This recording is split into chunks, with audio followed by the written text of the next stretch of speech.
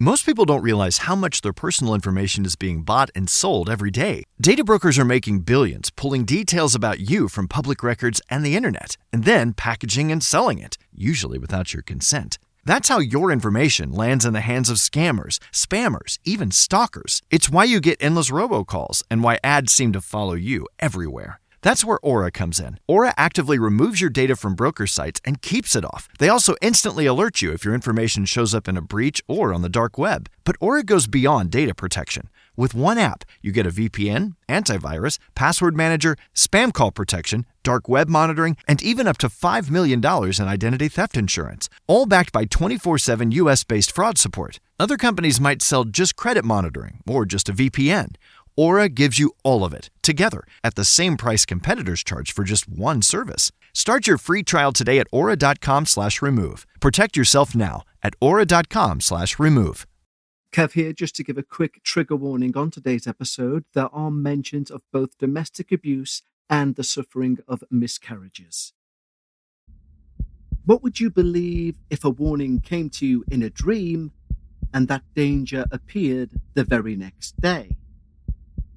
If a stranger seemed to know impossible details about the dead you loved, would you call it coincidence or proof they never really left?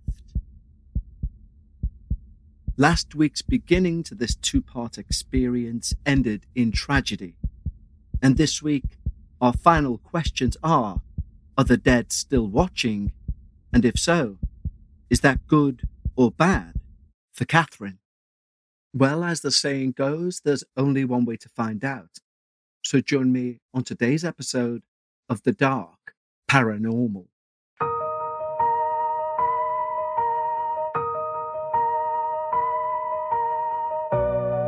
Live from Liverpool, The Dark Paranormal with Kevin Eustace. Hello everyone and welcome to the second half of season 24 of The Dark Paranormal. Last week, we heard the first part of Catherine's deeply traumatic and unsettling account, beginning with a childhood marked by abuse, institutional care, and the first signs that something beyond this world may have been trying to reach her. From the little girl, who only Catherine could see in the hospital, who seemed to know the truth behind Catherine's illness, to the ghostly figures witnessed in residential schools and cemeteries. Each encounter appeared at moments of fear, isolation, and danger. But the episode ended with the devastating loss of Catherine's sister Michelle and her beloved children in a house fire. A tragedy Catherine believes she may somehow have been warned about beforehand. In today's conclusion, we pick up in the aftermath of that traumatic loss, as Catherine tries to rebuild her life. And so, it's that time in the show where I ask you to lower the lights, make yourself comfortable, and most importantly, leave your disbelief at the door, as we hear the concluding part to this experience, The Watching Dead. The closing. After Michelle died, things became quiet. I screwed my head on and got stuck into my studies. I even joined a part-time college course. I wanted to make Michelle and the kids proud wherever she was. I didn't see my mum too much. She'd all but pulled away from me. My brother had his own life too, so we didn't speak. The only people who were consistent in my life was my nana and granddad. And I would be at theirs every weekend and started dating a guy who was from Stirling. I was 14 years old when Michelle passed. And when I turned 15, I met this guy through a friend. He was 21 back then. But back then it was seemingly more normal to date older guys, wasn't it? So here I was, doing all I could to make my sister proud, when I started having dreams. My boyfriend was in them, but there was always someone behind him in the shadows. Occasionally, Michelle would pop up in these dreams and push this shadow person away, and I would wake up feeling safer. One weekend, I'm back at my boyfriend's house when he drops the bombshell that his dad was moving back in with him and his mum. Now, I knew his dad had been in jail, but I didn't think to ask why he was in jail. It would be a few months later, when they had moved into a new home, and a brick came flying through the window, I found out I was sharing a home with a registered child sex offender. Before I knew this, every time I spent the night with my boyfriend, I would dream of Michelle pushing this shadow person away. It was always so prominent, to the point that when I would wake up, I would always get up and go and close the now open door. I used to say to my boyfriend to make sure the door was closed, as obviously I didn't want his parents in the room. His dad was a bit creepy, but I thought it was just because he was quiet. Little did I know about his past. That brick coming through the window, well, that was the last I'd seen of the boyfriend, and of my dreams of Michelle and the shadow person. I'm not sure if this was Michelle trying to warn me, but I'm glad she did raise my awareness at least. As I approached 16, I knew my time in care was coming to an end, and I started preparing for my own tenancy. It's scary to think that at the age of 16, I would be solely responsible for a flat, for all the bills. I knew I needed to find a job to support myself. So I began working at a hotel next to the university. I had to leave school and moved into a cute little bedsit. It was all I needed, really. I knew that upon leaving care, I wasn't welcome at my mum's house. My brother had gone a little off the rails, so I decided Stirling would be my hometown, and I loved it there. I worked in the hotel without any paranormal experiences for around 6 months, and then I started having the dreams again. Michelle was now around a lake, playing by the water with the kids. As I would approach, she would shake her head and point away. I would then wake up all alone, and the pain of Michelle not being there was all I had in my chest. My mental health was having a knock-on effect from everything. I think maybe the fact Michelle had died when I was 14, I was abandoned by my mum at 15, and now, age 16, I was responsible for myself. Present day, being a mum myself now, I can't imagine any of my own children standing on their own 2 feet at 16. So as I approached my 17th birthday, I had a bit of a breakdown. I was found in my flat, unwashed, soiled, and like I hadn't eaten or slept in weeks. I was a mess and needed some inpatient treatment. I'm not ashamed to admit that, as, let's face it, I sure as hell had been through the mill. A few weeks later, I was discharged, and my friends all rallied around me. One day, my friend suggested we go for a walk up to the reservoir at the back of Stirling the following day. I agreed it sounded like a great idea, and was just what I needed, so we arranged to meet at mine at some point in the late morning, and we'd all walk up together.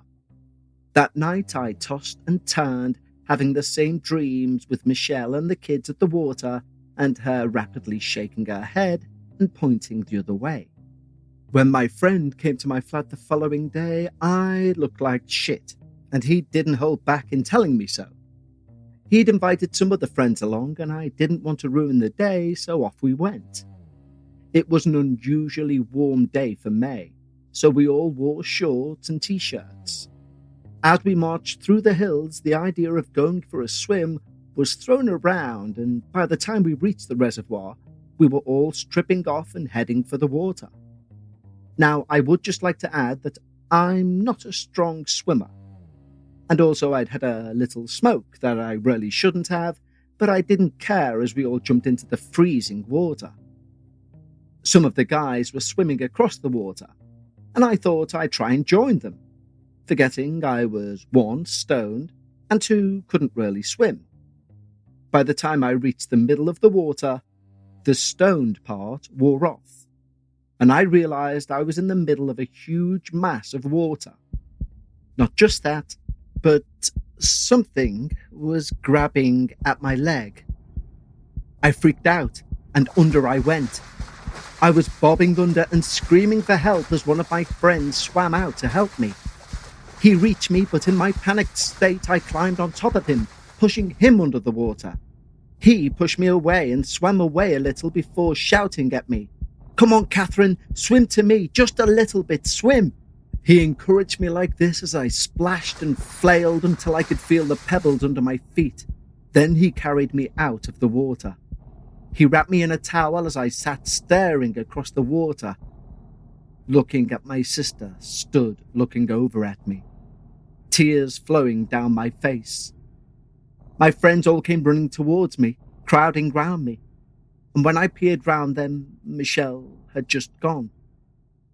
In her place was all of our stuff that we left abandoned at the other side of the reservoir.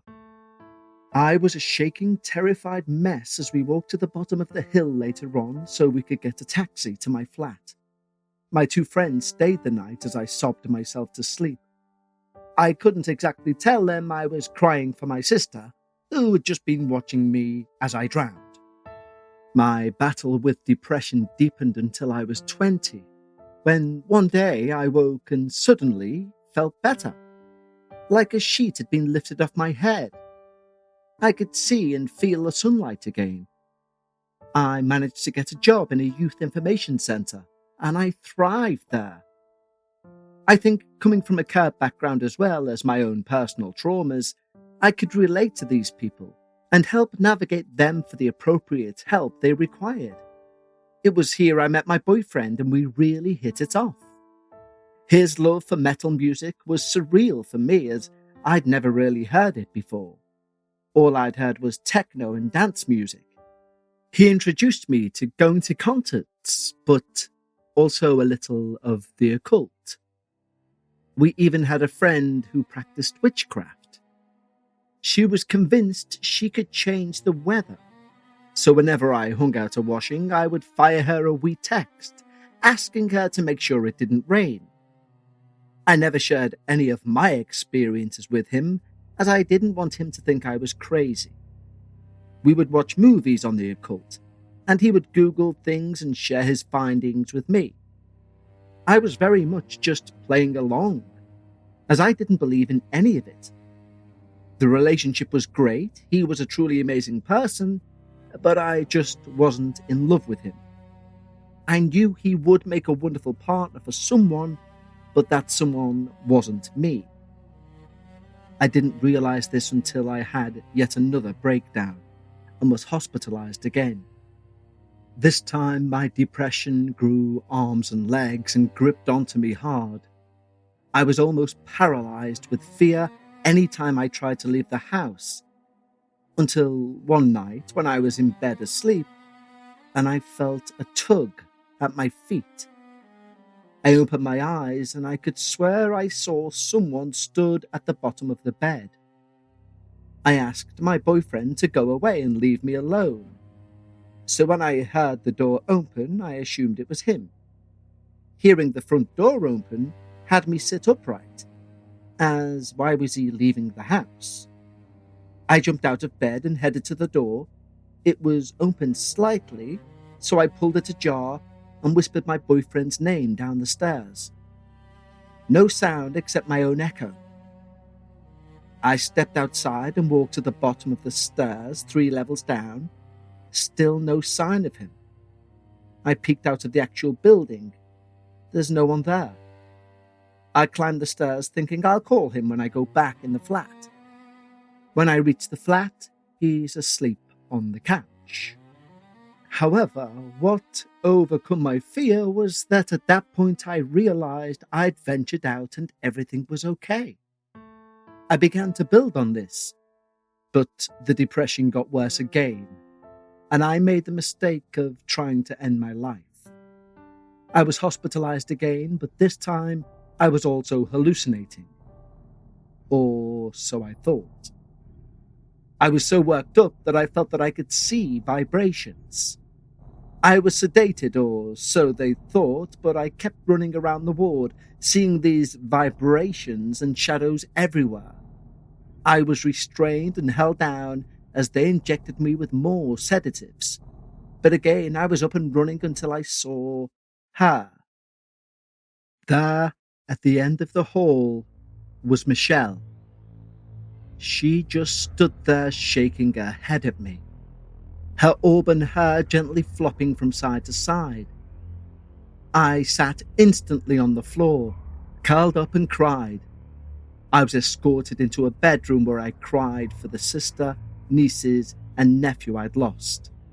I cried for all the trauma I'd been through, and slowly I began to rebuild myself. My boyfriend was so supportive through this whole thing, but I still knew I needed to end it. He deserved much more than me.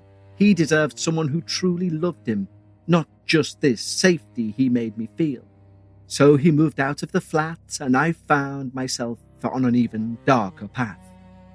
I somehow got mixed up with a local drug addict. And not only that, I also managed to get myself made pregnant by this guy. As my baby bump grew a little bit, he emptied my home. All my personal belongings, including Michelle's jewellery. When I confronted him, he threatened me with a needle full of God knows what, and I fled. Luckily for me, I was still being supported by a team that specialises in care leavers, and the worker there got me in a place at a homeless shelter. During the time when I was hospitalised, I had to resign from my job. I was in no fit state to advise anyone, so I was living on benefits. Here I was now in a hostel and living on meagre accounts. Not only this, but I was pregnant. Once I was settled in my room in the hostel, I began to familiarise myself with the area. On returning from a walk, I fell asleep in the afternoon, but I dreamt I was stood in a room with blood at my feet. There was a dark shadow against the wall, and I felt scared as it moved towards me. I awoke to find myself shaking, and I began experiencing pains in my stomach. I went to the bathroom and I noticed the blood. I called down to the staff at reception and told them what was happening. Next thing I know, I'm in a taxi and I'm being met at the hospital by my support worker and a nurse. I was taken in for an ultrasound to reveal not only had I lost the baby, but I had massive scarring and tears, which apparently would mean I had zero chance of carrying any baby to full term. Just another in a series of punches to the gut, I thought. On returning to the hostel, I approached reception to thank them for being helpful and for getting me so quickly to the hospital, and also to update them. There, in the corner, staring at me, was an old friend I'd worked with in the youth centre. He came right across and said, "You don't belong here. We'll help you get back on your feet." In all of this darkness, here was this glimmer of hope. And true to his word, he was there daily for me. He would go out on his lunch break and he would make sure I ate. At the weekend, he would take me clubbing and we had a great time. He was my best friend and saviour. When I met a new boyfriend, my friend was all positive affirmations and encouragement, even though I was still working through so much. When I got the keys to a new flat, he was there with the overalls and the paintbrushes. He helped organise getting what was left in my flat in Stirling and helped me set up home. There were no dreams, no shadows, just a positive glow about me. I wasn't feeling too great about the relationship with my boyfriend, so I decided I would break that off before he got too attached. I'd arranged to meet him after I'd been to my doctor's appointment, where I had to enroll and meet the nurse for the routine urine and blood tests. The appointment ran late, so my boyfriend came to meet me at the nurse's office. As I knew I would only be in and out, as she was only checking for infection, I said he could come into the room. Little did we know what was about to happen next. As she took my sample, she turned and said, "We also do a routine pregnancy test," and asked when my last period was. Well, I had no idea, as I always was a regular, and we'd been very careful also. My poor boyfriend collapsed when she turned smiling and informed us we were expecting. Okay guys, I need to talk to you about money. Why? Well, it's high on my agenda at the moment as I'm looking to move not just house, but country. So I have a money goal that I'm really striving to achieve. And let's just say, to say I've got some way to go is an understatement. But I'm trying not to fixate on where my money is now, because so many people are focused on where their money is today. Acorns is the financial wellness app that cares about where your money's going tomorrow. And something I think is wonderful that Acorns have is the Acorns Potential screen, so you can find out what your money is capable of. You guys know I've worked with Acorns for a while, and the reason I love working with them is because they take away the scare factor from investing. But in reality, investment and investing should mean the same for one person as it does for the next. Acorns is a smart way to give your money a chance to grow. It's easy. You can sign up in minutes and start automatically investing your spare money, even if all you've got spare change. Acorns is an all-in-one. No more finance apps cluttering up your phone. With Acorns, you can invest, save, and give your money a chance to grow in one trusted place. Sign up now and Acorns will boost your new account with a $5 bonus investment. Join the over 14 million all-time customers who've already saved and invested over $27 billion with Acorns. Paid on client endorsements. Compensation provides incentive to positively promote Acorns. Tier 2 compensation provided. Potential subject to various factors such as customers' accounts, age, and investment settings. Does not include Acorns fees. Results do not predict or represent the performance of any Acorns portfolio. Investment results will vary. Investing involves risk. Acorn Advisors LLC and SEC registered investment advisor. View important disclosures at acorns.com/dark paranormal. Most people don't realize how much their personal information is being bought and sold every day. Data brokers are making billions, pulling details about you from public records and the internet, and then packaging and selling it, usually without your consent. That's how your information lands in the hands of scammers, spammers, even stalkers. It's why you get endless robocalls and why ads seem to follow you everywhere. That's where Aura comes in. Aura actively removes your data from broker sites and keeps it off. They also instantly alert you if your information shows up in a breach or on the dark web. But Aura goes beyond data protection. With one app, you get a VPN, antivirus, password manager, spam call protection, dark web monitoring, and even up to $5 million in identity theft insurance, all backed by 24/7 US-based fraud support. Other companies might sell just credit monitoring or just a VPN. Aura gives you all of it, together, at the same price competitors charge for just one service. Start your free trial today at aura.com/remove. Protect yourself now at aura.com/remove. I couldn't believe it, but I also knew I couldn't carry to full term, so I told my boyfriend not to worry, explaining the situation, and I told the nurse to book an appointment with a GP so I could discuss next moves. That night, I lay in bed, thinking of the fact I had a baby that would never walk the earth in my tummy. I closed my eyes and said out loud, "Michelle, please take care of my babies." I cried myself to sleep, and I dreamt of Michelle just standing next to my bed. I awoke with a start the next morning, looking for her, but obviously she wasn't there. I was getting used to this pain as the dreams had been happening for years. She would just stand around, but it was still comforting in a weird way when I woke. Like she was still watching over me. I met with a midwife who'd done the usual checks, and she told me I would be referred to someone special in this unit at the maternity hospital. But before this appointment could happen, I was taken to hospital with severe bleeding. I was only 10 weeks. So when I presented at the hospital, I was sent to the early pregnancy unit. Sitting in the waiting room, I prayed to anyone who would listen for everything to be okay. The blood was flowing fast. I genuinely thought I was going to lose everything I had in my body. Yet when I went in and the nurse did an internal examination, there was my alien-shaped baby with a very strong heartbeat. The doctors had no idea where the blood had come from, but as soon as I was scanned, it stopped. This happened almost weekly up until I was 29 weeks. However, given what I was previously told, I didn't allow myself to believe I was going to be a mother. So when week 30 came and there was no blood, there was a glimmer of hope. This is when the dreams become too real, so real that they scared me. Always Michelle standing as though guarding me from something behind her. She would be at my bed holding something back, and then I would wake. By 34 weeks pregnant, I was still dubious. After attending another midwife appointment, I was surprised to receive a call from my mum. One to say she was coming for a visit at the weekend. When I asked why, she said to buy a pram, to which I told her not to bother, as the baby won't survive. In a very stern tone, she delivered the news that I, in fact, would be a mother, and that I best prepare for it.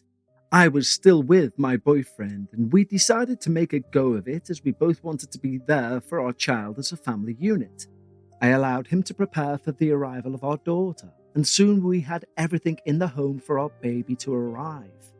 I was a wreck, not sleeping, having vivid dreams, but the midwife said it was normal. I wasn't too sure. You see, these dreams were of shadow people snatching my baby from me. I was terrified. And then the day came when I went into labour. It was quite quick, especially for a first child. My mum had come back to Scotland to be present at the birth, and my boyfriend, was a bit useless, just in the background, saying things to try and help, but that just annoyed me during the birthing process. As the labour pains intensified, I was moved into a bath to help ease these, or so the midwife said. As I lay there in this bath, my mum at my side and the midwife at the bottom of the bath, pouring water over my tummy, I could see movement behind my mum. My boyfriend was sat on the toilet, which was to the side of the bottom of the bath, so I knew it wasn't him, yet this person was like sliding against the wall from right to left. As my mum moved to the side slightly, there, clear as day, was my sister smiling at me, whispering something I couldn't quite hear. I told my boyfriend to be quiet so I could hear my sister, to which my mum's head snapped round, looking to where I was looking, and then she left the room. I didn't know what was happening until the midwife said I needed to get out of the bath as I was going to deliver. Now I couldn't see either my mum or my sister, and I was really scared. All of a sudden, my mum appeared, eyes red from crying, stroking my hair, saying she was so sorry for abandoning me. And within 10 minutes, my beautiful daughter entered the world with my sister staring at her from across the room. Now, I know all this must sound crazy, especially coming from someone who has declared mental health issues, but I truly believe that Michelle was there throughout my pregnancy, shielding me from whatever wanted my baby. She was there whenever there was badness lurking, but also for the celebrations. After my first daughter was born, I didn't see Michelle for a long time. I split from my daughter's dad and entered a new relationship. Now, this was the most darkest, violent relationship I'd ever encountered. I'm so sad to say that this man not only abused me, but he got to my girls too. We also had 2 children together. And from almost instantly, the gaslighting began. I felt constantly as though I was losing my mind. Things were being moved. I was accused of not saying things that I had. I was told I was imagining conversations we'd had. It was horrific. Then the violence started.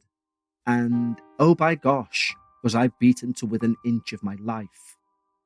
Yet throughout all of this, no dream visits from Michelle.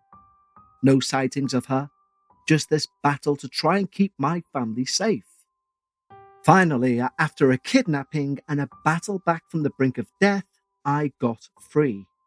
It took a long time to get back on my feet, but I was lucky to have the support of social services to get me there.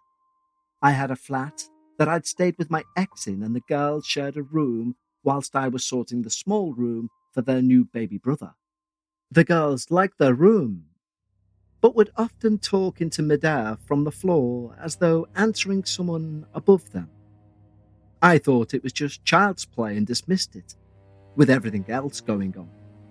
I didn't have the headspace to even consider paranormal issues, so I let it go.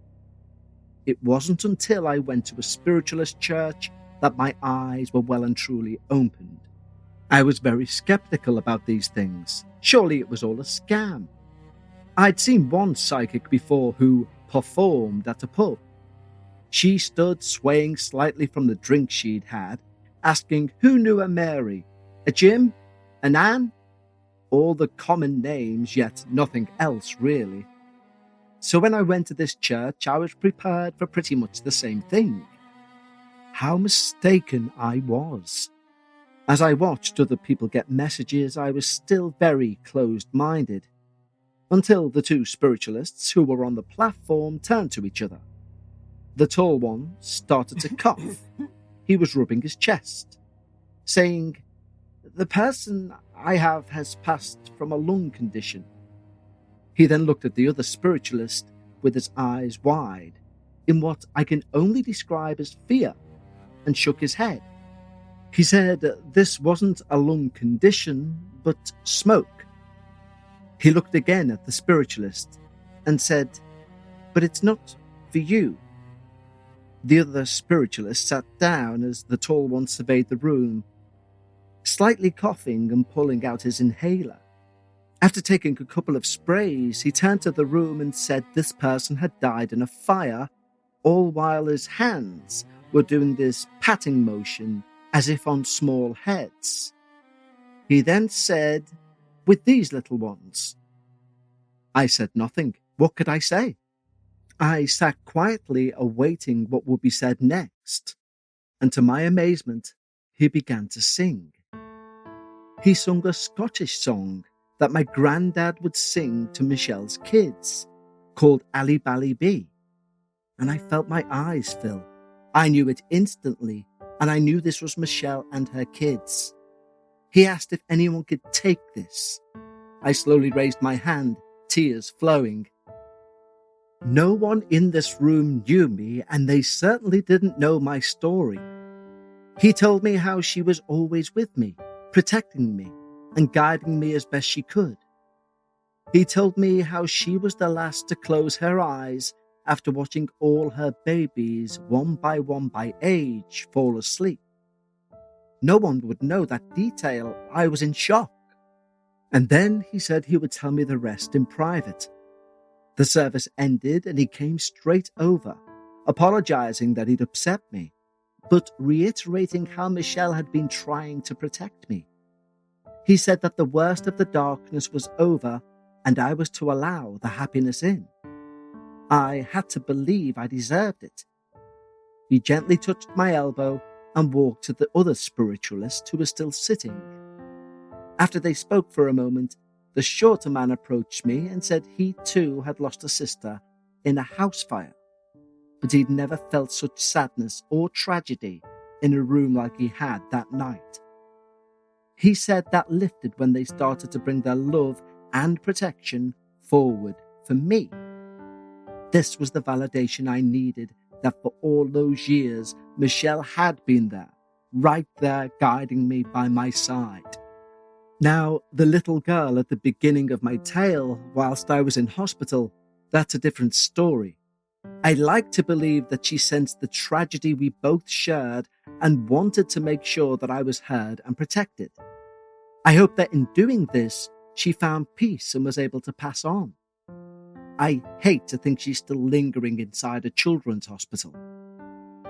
If you do a search and look for the Good Shepherd Centre in Bishopton, you'll find many photos and some tragic stories of the runaway girls, those who managed to jump from the bridge.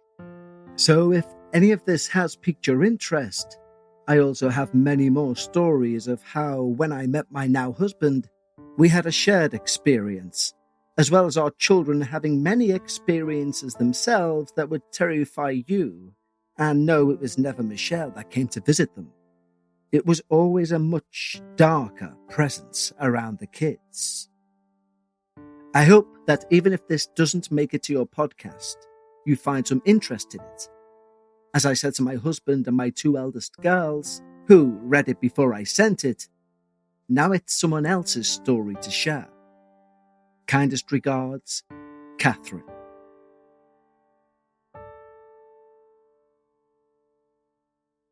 Well, Catherine, we feature and have featured very few 2-part stories, back-to-back stories that is, on the Dark Paranormal as a series in general. And the reason for that is so we can keep the listener engaged with what's taking place through someone's experience.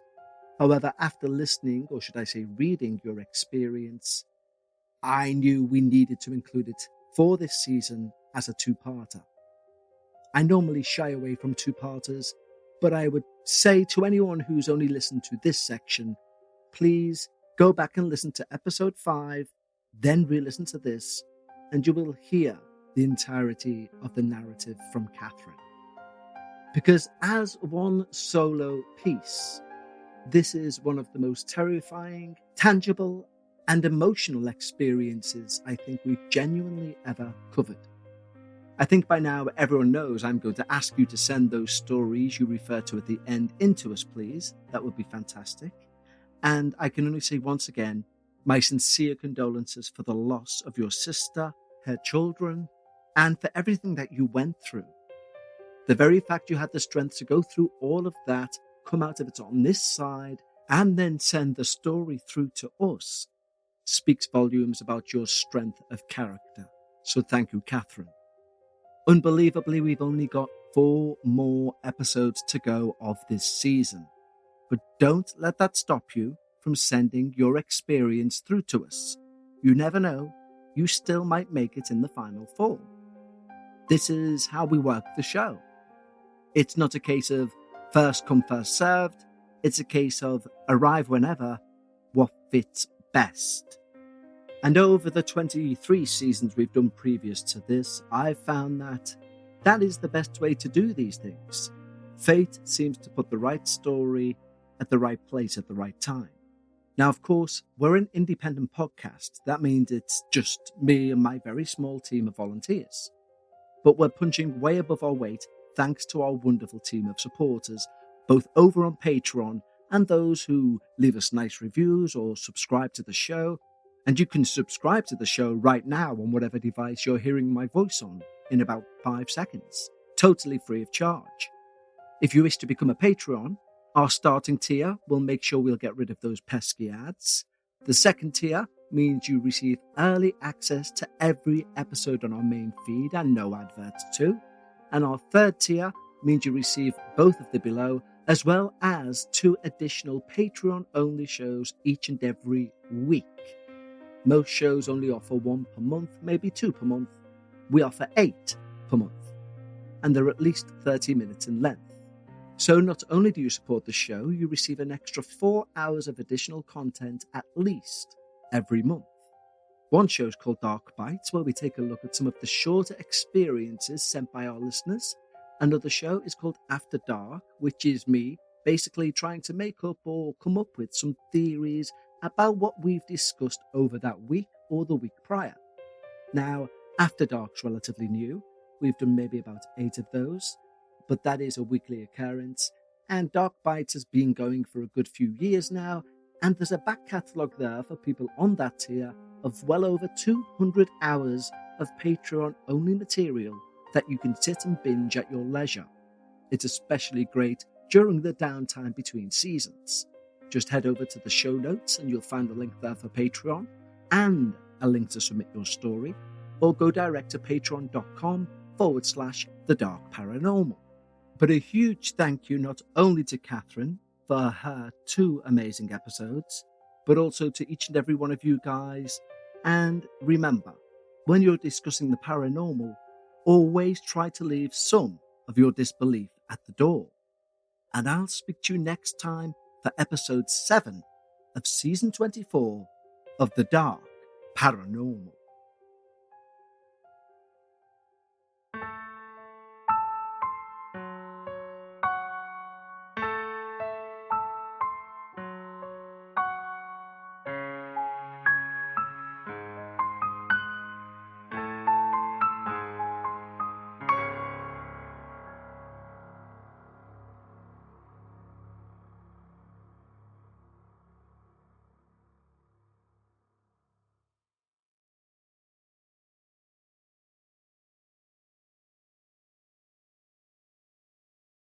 Most people don't realize how much their personal information is being bought and sold every day. Data brokers are making billions, pulling details about you from public records and the internet, and then packaging and selling it, usually without your consent. That's how your information lands in the hands of scammers, spammers, even stalkers. It's why you get endless robocalls and why ads seem to follow you everywhere. That's where Aura comes in. Aura actively removes your data from broker sites and keeps it off. They also instantly alert you if your information shows up in a breach or on the dark web. But Aura goes beyond data protection. With one app, you get a VPN, antivirus, password manager, spam call protection, dark web monitoring, and even up to $5 million in identity theft insurance. All backed by 24/7 US-based fraud support. Other companies might sell just credit monitoring or just a VPN.